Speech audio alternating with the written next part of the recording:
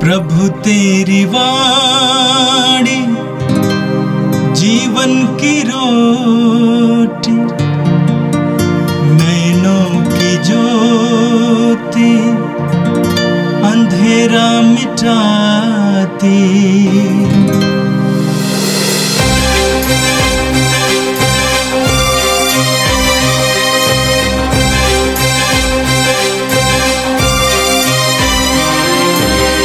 प्रभु तेरी वाणी जीवन की रोटी, नैनों की ज्योति अंधेरा मिटाती। प्रभु तेरी वाणी जीवन की रोटी, नैनों की ज्योति अंधेरा मिटाती। वाणी वाणी वाणी वाणी वाणी पवित्र है, शाश्वत है, जीवन का मन्ना है। 14 मई शनिवार। पहला पाठ प्रेरित चरित अध्याय 1 पद संख्याएं 15 से 17 और 20 से 26 तक। चिट्ठी मत्तियस के नाम निकली और उनकी गिनती 11 प्रेरितों के साथ होने लगी। पेतरुस भाइयों के बीच खड़े हो गए। वहाँ लगभग 120 व्यक्ति एकत्र थे। पेतरुस ने कहा, भाइयों, यह अनिवार्य था कि धर्म ग्रंथ की वह भविष्यवाणी पूरी हो जाए जिसे पवित्र आत्मा ने दाऊद के मुख से यूदस के विषय में कहा था। वह यीशु को गिरफ्तार करने वालों का अगुआ बन गया था। यूदस हम लोगों में से एक और धर्म सेवा में हमारा साथी था। स्तोत्र संहिता में यह लिखा है, कोई दूसरा उसका पद ग्रहण करे। उचित है कि जितने समय तक प्रभु यीशु हमारे बीच रहे, अर्थात यूहन्ना के बपतिस्मा से लेकर प्रभु के स्वर्गारोहण तक, जो लोग बराबर हमारे साथ थे, उनमें से एक हमारे साथ प्रभु के पुनरुत्थान का साक्षी बन जाए। इस पर उन्होंने 2 व्यक्तियों को प्रस्तुत किया, यूसुफ को जो बरसबा कहलाता था और जिसका दूसरा नाम युस्तुस था, और मत्थियस को। तब उन्होंने इस प्रकार प्रार्थना की, हे प्रभु, तू सबका हृदय जानता है। यह प्रकट कर कि इन दोनों में से तूने किसको चुना है, ताकि वह धर्म सेवा तथा प्रेरिताई में वह पद ग्रहण करे जिससे पतित होकर यूदस अपने स्थान में चला गया। उन्होंने चिट्ठी डाली। चिट्ठी मत्तियस के नाम निकली और उसकी गिनती 11 प्रेरितों के साथ होने लगी। यह प्रभु की वाणी है। संत यूहन्ना के अनुसार आज का पवित्र सुसमाचार, अध्याय 15 वाक्यांश 9 से 17 तक। मैं अब से तुम्हें सेवक नहीं कहूँगा, मैं तुम्हें मित्र कहूँगा। यीशु ने अपने शिष्यों से कहा, पिता ने जैसे मुझे प्यार किया है, वैसे मैं भी तुम लोगों को प्यार किया है। तुम मेरे प्रेम में दृढ़ बने रहो। यदि तुम मेरी आज्ञाओं का पालन करोगे तो मेरे प्रेम में दृढ़ बने रहोगे। मैंने भी अपने पिता की आज्ञाओं का पालन किया है और उसके प्रेम में दृढ़ बना रहता हूं। मैंने तुम लोगों से ये बातें कही हैं जिससे तुम मेरे आनंद के भागी बनो और तुम्हारा आनंद परिपूर्ण हो। यह मेरी आज्ञा है, मैंने जैसे तुम लोगों को प्यार किया है, वैसे तुम भी एक दूसरे को प्यार करो। अपने मित्रों के लिए अपने प्राण अर्पित करने से बड़ा किसी का प्रेम नहीं। यदि तुम लोग मेरी आज्ञाओं का पालन करते हो तो तुम मेरे मित्र हो। अब से मैं तुम्हें सेवक नहीं कहूंगा। सेवक नहीं जानता कि उसका स्वामी क्या करने वाला है। मैंने तुम्हें मित्र कहा है क्योंकि मैंने अपने पिता से जो कुछ सुना है वह सब तुम्हें बता दिया है।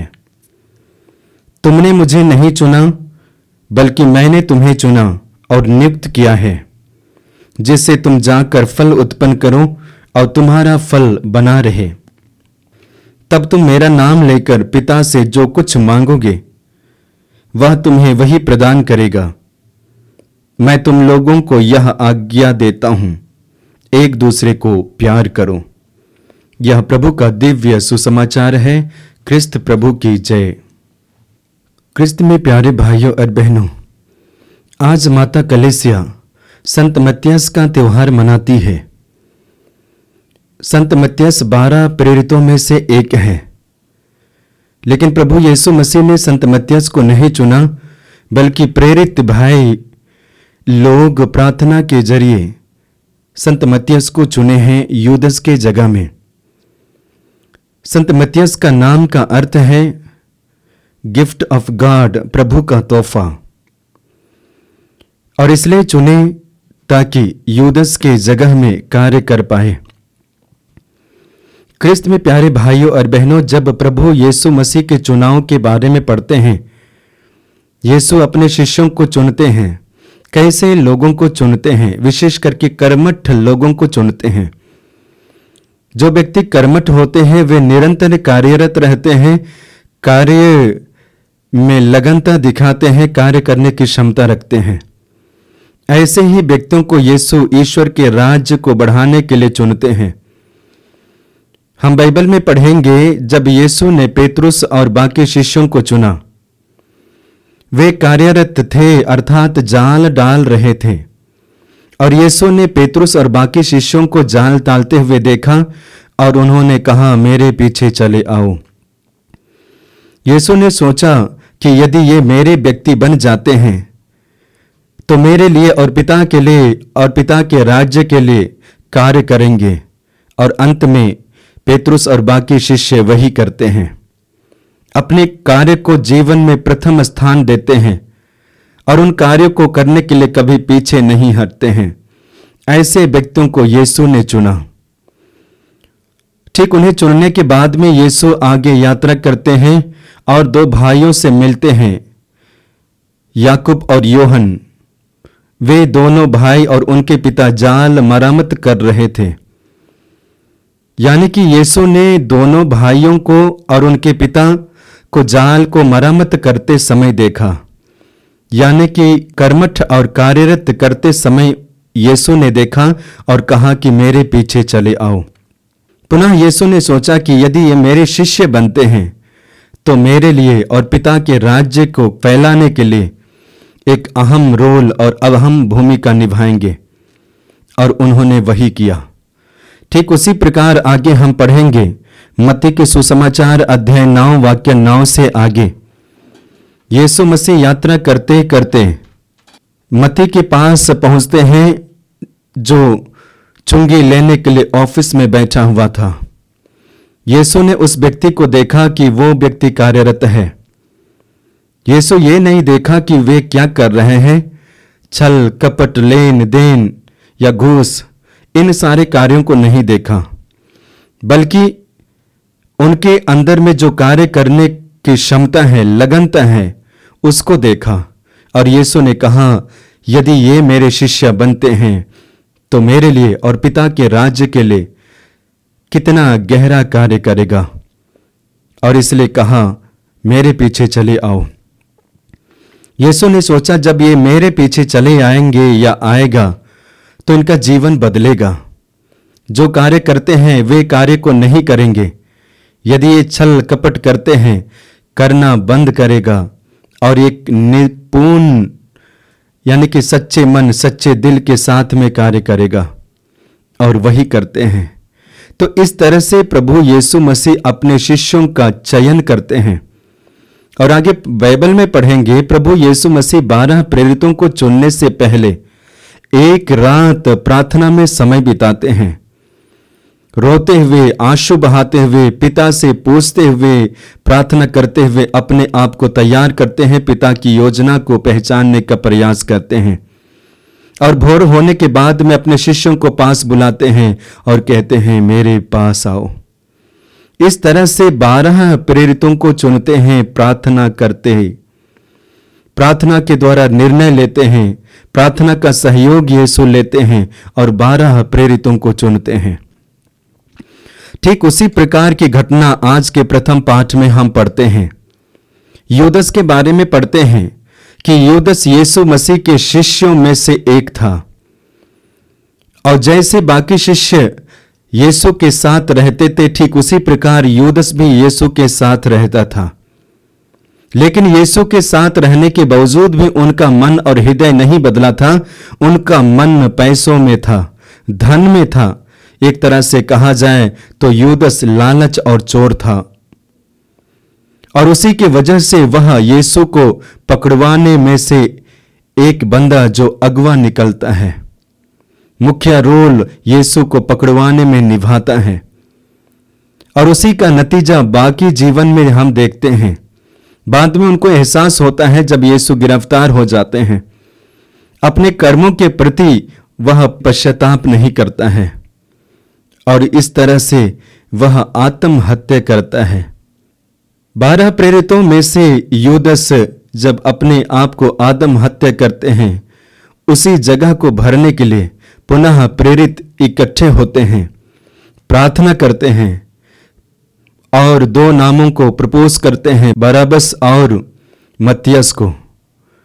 जब प्रार्थना करते हैं, प्रार्थना के द्वारा प्रेरणा मिलती है और उसके द्वारा प्रेरणा के द्वारा मत्तियस चुने जाते हैं। अब मत्तियस की गिनती 12 प्रेरितों में होने लगती है। इस तरह से हम संत मत्तियस के बारे में देखते हैं। हमारे लिए संदेश यही है कि जैसे प्रेरितों ने चयन करने के लिए प्रार्थना का सहयोग लिया, जैसे यीशु ने 12 शिष्यों को चुनने के लिए प्रार्थना का सहयोग लिया, ठीक उसी प्रकार आपको और मुझको हमारे जीवन में प्रार्थना को महत्व देना है।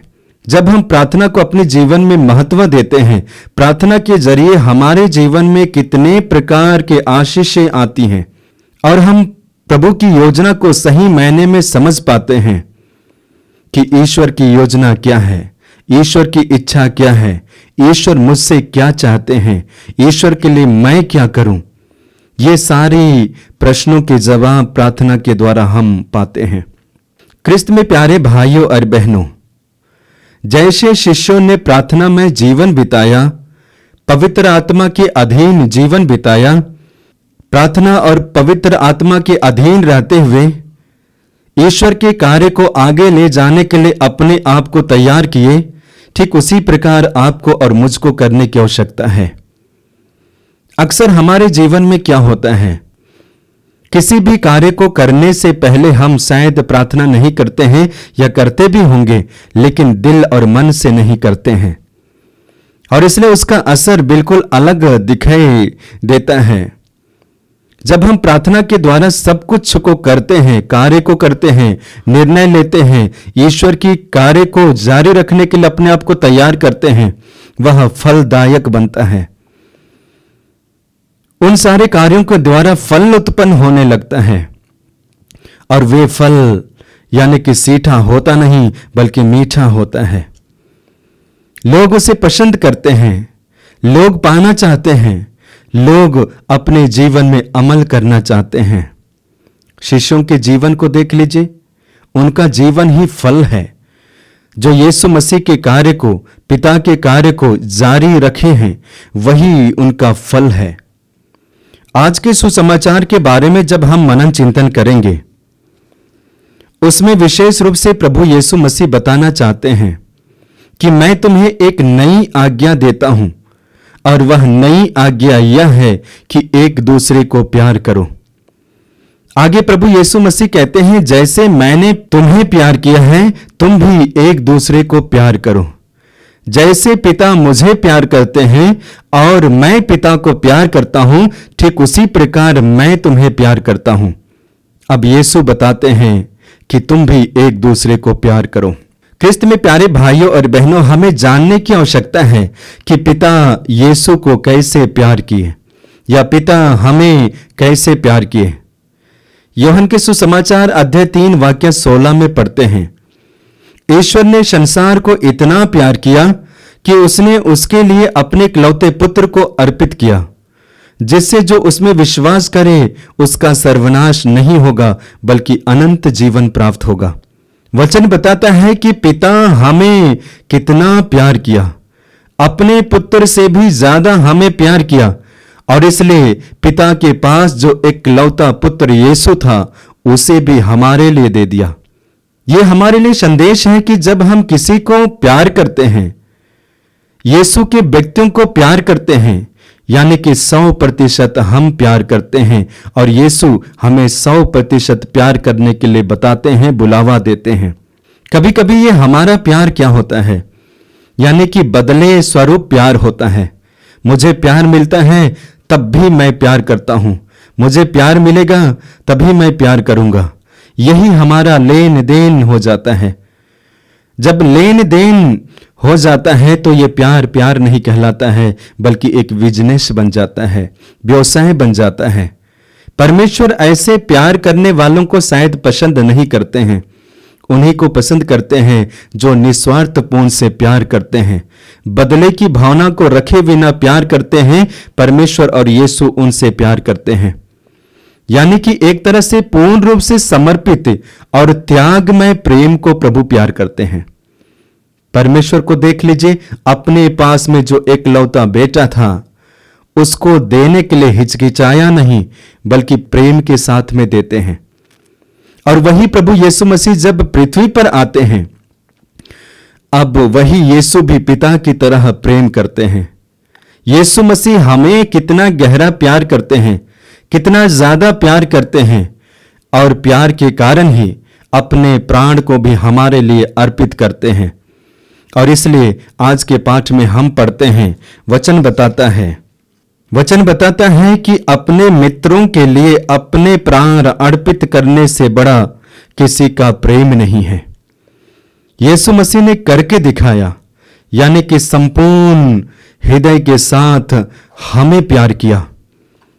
अपने आप को परवाह नहीं किया, अपने जीवन को परवाह नहीं किया, अपने जीवन को सुरक्षित नहीं रखा, बल्कि प्रेम के कारण और प्रेम के लिए प्रभु यीशु मसीह हमें अपना जीवन को दिया। क्रिस्त में प्यारे भाइयों और बहनों, आज संसार में देखेंगे प्यार करने वालों की संख्या काफी है, लेकिन सच्चा प्यार करने वालों की संख्या बहुत कम है। बहुत कम मतलब बहुत कम।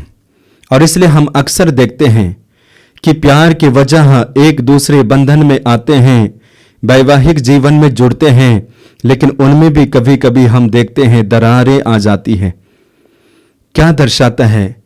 प्रेम तो जैसा था वैसा ही है, लेकिन प्रेम करने वाले जैसे थे वैसे नहीं है। आज ये हमारे लिए एक चुनौती है, लेकिन साथ ही साथ एक तरह से हमारे लिए सपोर्ट और सहयोग भी है।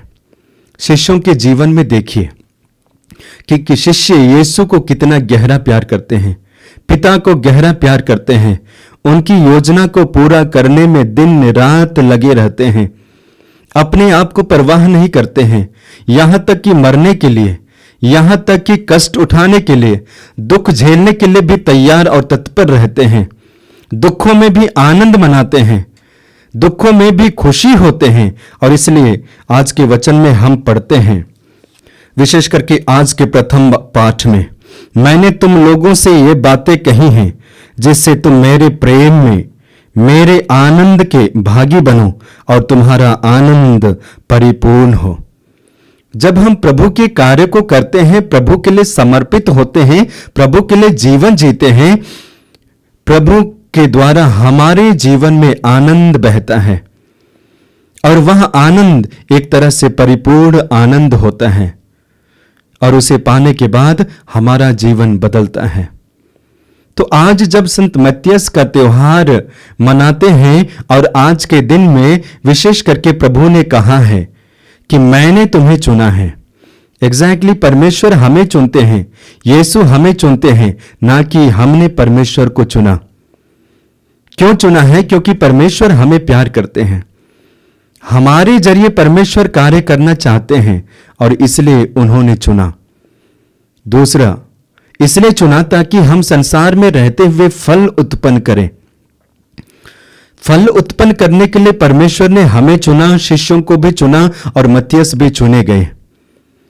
वे फल उत्पन्न करते हैं पवित्र आत्मा के फल को, फल उत्पन्न करते हैं विश्वास और भरोसा को, फल उत्पन्न करते हैं शिष्यों के जीवन में कार्य करते हुए उनकी संख्या को बढ़ाते हैं। ये सारे फलों में गिनती आते हैं। ठीक उसी प्रकार आपको और मुझको भी फल उत्पन्न करने की आवश्यकता है। हम कैसे फल उत्पन्न कर सकते हैं, इसके बारे में आगे वचन में पढ़ेंगे। विशेष करके संत योहन के सुसमाचार अध्याय 15 वाक्य 5 से आगे पढ़ेंगे। वहां पे वचन इस प्रकार है, मैं दाख लता हूं और तुम डालियां हूं। जो मुझ में रहता है और मैं जिन में रहता हूं वही बहुत फलता है, क्योंकि मुझसे अलग रहकर तुम कुछ भी नहीं कर सकते। यानी कि हमें फल उत्पन्न करना है तो परमेश्वर के साथ और यीशु के साथ जुड़ना पड़ेगा। जैसे डालियां दाखलता के साथ जुड़ी हुई होती है और इसलिए फलों से, पत्तों से और फूलों से लदे हुए होती है, ठीक उसी प्रकार जब हम परमेश्वर के साथ जुड़ेंगे फलों से लदे हुए होंगे और ये फल पवित्र आत्मा के फल होंगे। प्रेम, आनंद, शांति, मिलनसार, सहनशीलता, संयम, दयालुता इत्यादि। ये सारे फलों को उत्पन्न करने के लिए हमें परमेश्वर और यीशु के साथ जुड़ना पड़ेगा। जैसे यीशु मसीह के शिष्य यीशु के साथ और पिता के साथ जुड़े थे, तभी हम फल उत्पन्न कर सकते हैं, नहीं तो फल उत्पन्न नहीं कर सकते हैं। और यदि परमेश्वर ने आपको चुना है, परमेश्वर ने मुझको चुना है और यदि परमेश्वर ने शिष्यों को, प्रेरितों को चुना है तो इसलिए चुना है ताकि हम फल उत्पन्न करें। आइए आज हम विशेष रूप से प्रार्थना करते हैं। आंखें बंद कीजिए, हाथों को खुला रखिए। परमेश्वर आज के त्योहार के द्वारा, विशेष करके संत मत्तियस के द्वारा हमारे लिए संदेश देते हैं कि हम फल उत्पन्न करें और ये फल ईश्वर के राज्य के लिए, पिता के लिए। यदि आज ईश्वर का राज्य बढ़ता है तो ये बढ़ने का कारण मैं होता हूं, क्योंकि परमेश्वर मेरे जरिए, आपके जरिए आज कार्यरत है। पिता के राज्य को बढ़ाना चाहता है, बढ़ा रहा है। आइए हम भी प्रार्थना करते हैं, यीशु हमारे साथ रहे, पिता हमारे साथ रहे, पवित्र आत्मा हमारे साथ रहे, ताकि जैसे शिष्यों ने जिस मार्ग पर चले, विश्वास के मार्ग पर, भरोसा के मार्ग पर, पवित्र आत्मा के मार्ग पर, यानी कि वचन घोषणा करने के मार्ग पर, एक दूसरे को साक्ष्य सुनाने के मार्ग पर, अपने आप को साक्ष्य बनाने के मार्ग पर हम भी उन्हीं मार्गों पर चल पाए, ताकि ये मेरा जीवन मेरे लिए नहीं बल्कि मेरे पिता के लिए, मेरे यीशु के लिए और पिता की जनता के लिए हो। इसके लिए प्रभु हमें आशीष दे, पिता और पुत्र और पवित्र आत्मा के नाम पर, आमीन। प्रभु तेरी वाणी जीवन की रोटी, नैनों की ज्योति अंधेरा मिटाती। वाणी वाणी वाणी वाणी वाणी